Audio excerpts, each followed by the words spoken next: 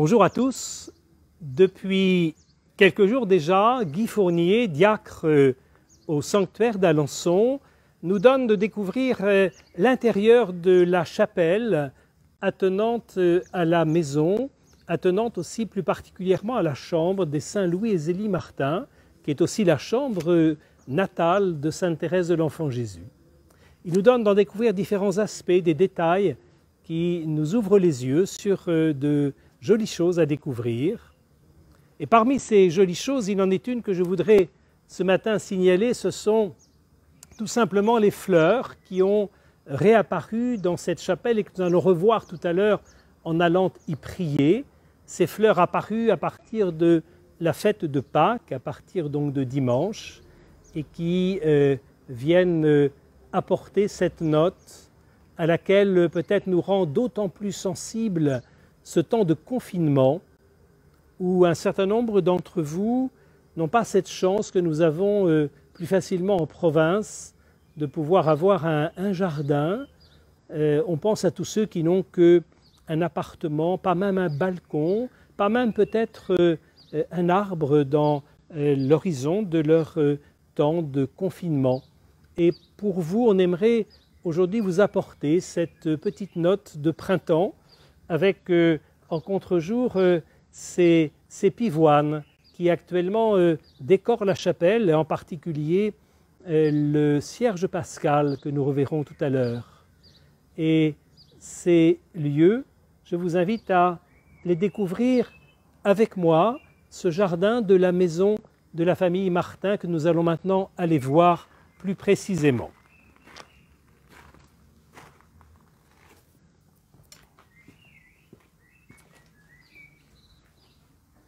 Guy Fournier nous a expliqué que, du temps de Thérèse et de ses parents, le jardin était très petit.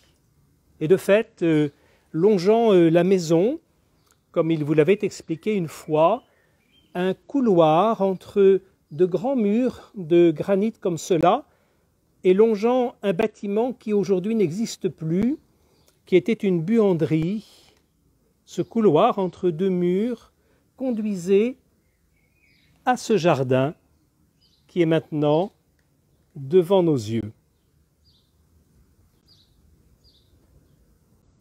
Ce jardin, il a été reconstitué grâce à des plans.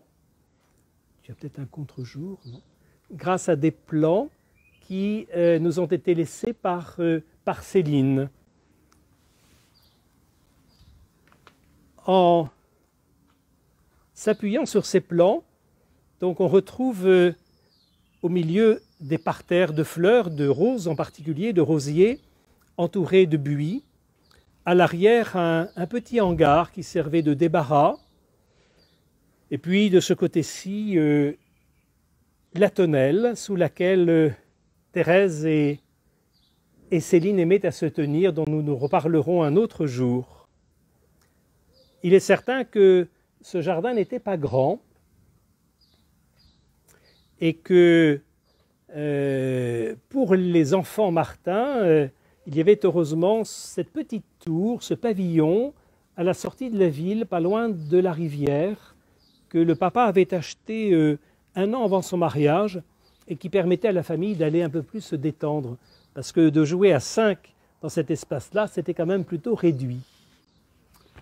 Et cependant, Zélie, dans une de ses lettres, nous dit combien Thérèse, enfant, aimait à se tenir dans ce jardin. Elle nous raconte en particulier ce jour où le papa avait installé une balançoire. C'était le 25 juin 1874. Et Zélie écrit à ses filles aînées, Marie et Pauline, « Votre père vient d'installer dans ce jardin une balançoire. Céline est d'une joie sans pareille. Mais il faut voir la petite. » Alors la petite, c'est Thérèse. Thérèse qui, dans ses manuscrits, reprend ce fait en ayant eu accès aux lettres de sa maman et qui a bien soin de donner la date de cette lettre du 25 juin en disant qu'elle-même n'avait alors qu'à peine 18 mois Thérèse, la petite, il faut la voir se balancer. C'est risible. Elle se tient comme une grande fille. Il n'y a pas de danger qu'on la lâche et qu'elle lâche la corde. Puis quand cela ne va pas assez fort, elle crie. Alors on ne peut pas trop bien se représenter l'endroit où cette balançoire avait été installée et qui permettait en particulier à l'enfant, en se balançant, d'apercevoir au-dessus des murs les jardins environnants. Un peu plus tard, dans cette même lettre, Zélie signale combien effectivement Thérèse aime ce petit jardin, mais combien elle aime encore davantage, du haut de ses 18 mois, la présence de sa mère. Elle écrit, elle, Thérèse, aime beaucoup aller au jardin, mais si je n'y suis pas, elle ne veut pas y rester. Elle pleure jusqu'à ce qu'on la ramène. Amour de la maman plus encore que du jardin, tout comme déjà pour cet amour des fleurs que la maman signale. À propos des roses, elle écrit alors plus tard, en 1876, alors que Thérèse a 3 ans, combien, si elle aime les roses, combien Thérèse aime encore plus sa grande sœur. Je cite. J'ai voulu donner à Thérèse une rose, sachant que cela la rend heureuse. Mais elle m'a supplié de ne pas en couper. Ayant trop peur de peiner sa sœur, Marie l'avait défendue. En évoquant ces quelques petits souvenirs du jardin et de la place déjà des roses dans la vie de Thérèse et de sa famille, j'aimerais pour finir tout simplement citer ces premières pages du récit de l'enfance de Thérèse à Alençon, au tout début de ses manuscrits autobiographiques. Face à des grandes questions de la vie, à cette différence entre les gens, entre les choses, Thérèse se pose des questions de fond et elle dit finalement, c'est dans la nature que j'ai trouvé beaucoup de mes réponses.